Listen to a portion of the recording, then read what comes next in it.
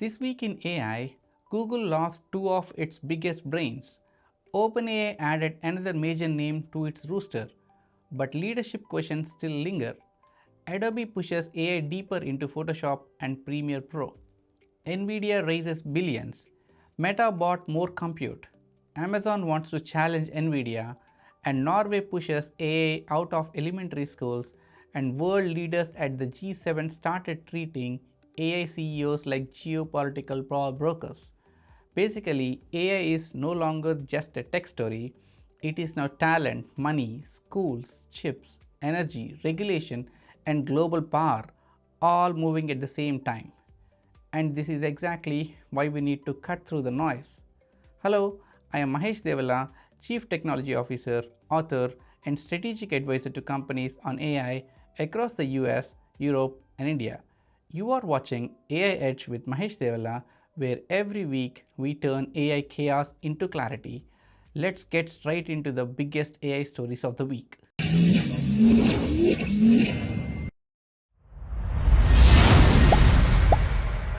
Let's start with Google, because this was not a great week for its AI talent bench. John Jumper, the Nobel Prize winning scientist behind AlphaFold, is leaving Google's DeepMind for Anthropic. This is a big deal because AlphaFold was not just another AI demo, it was one of the strongest examples of AI helping real science, especially in biology and protein research. And Google did not just lose one big name. Another guy called Noam Shazeer, a Gemini co-lead and one of the most important figures behind the transformer architecture work that helped create today's AI boom, is joining OpenAI. So in 1 week, Google lost a major AI science figure to Anthropic and a major AI model figure to OpenAI. Now, Google is not suddenly weak. Let's not be dramatic as well.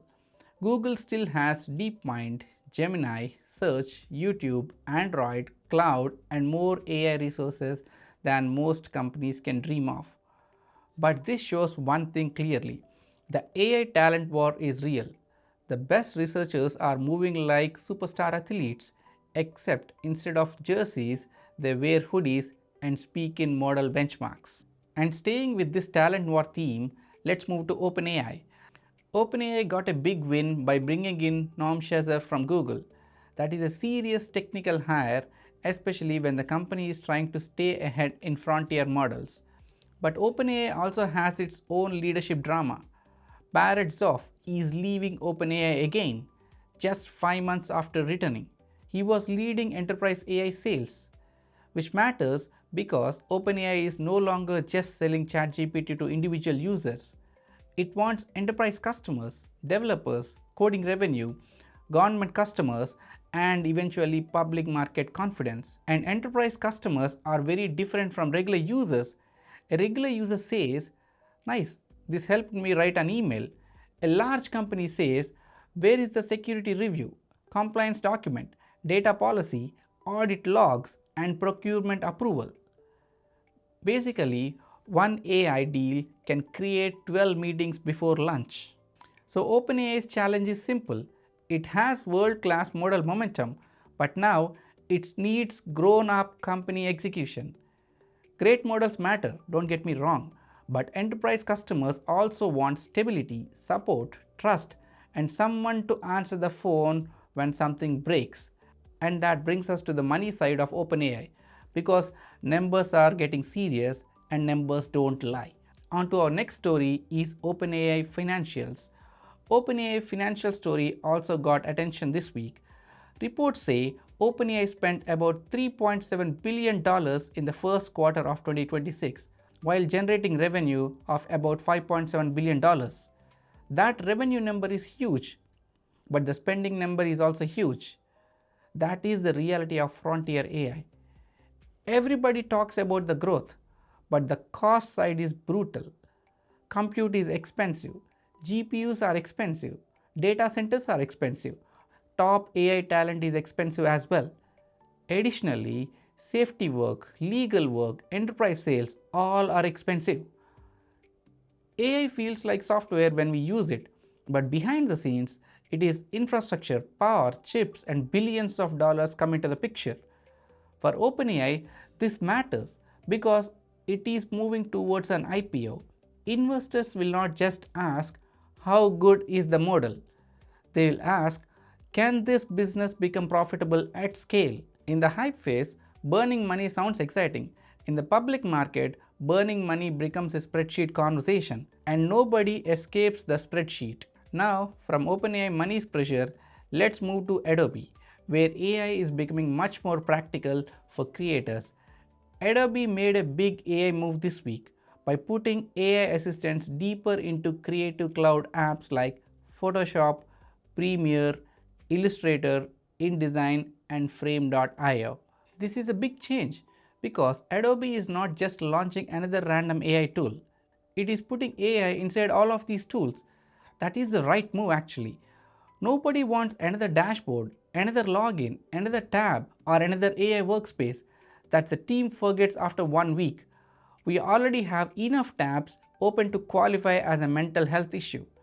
Adobe's idea is simple. Let creators describe what they want and let AI handle some of the multi-step work inside the app. For designers, this could mean faster edits. For video editors, it is faster organization and cleanup. For marketing team, it is faster brand assets. For agencies, it is fewer repetitive production tasks, which is a major win for all of them. So Adobe is moving AI from random generation to controlled production. So Adobe changed its path. Now, speaking of AI doing more than generating content, let's move to agents. Google's DeepMind published an AI control roadmap for advanced AI agents, and this is one of the most important stories of this week. The message is simple. If AI agents are going to take actions, companies need guardrails before things get messy. The story is this. A chatbot answers questions, an AI agent does things. It can click buttons, write code, call APIs, move files, create tickets, search systems, and trigger workflows. That is powerful. It also increases risks too. If you observe it clearly, a wrong chatbot answer is annoying.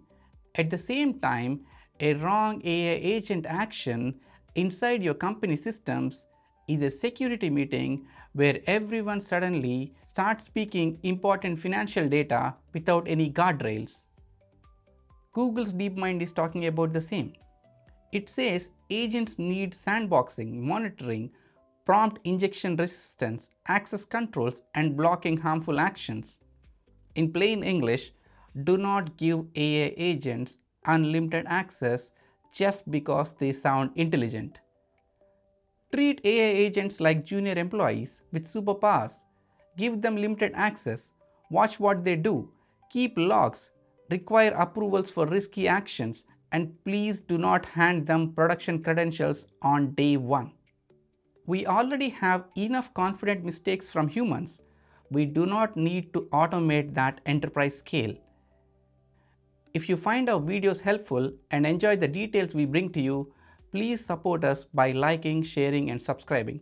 Thank you.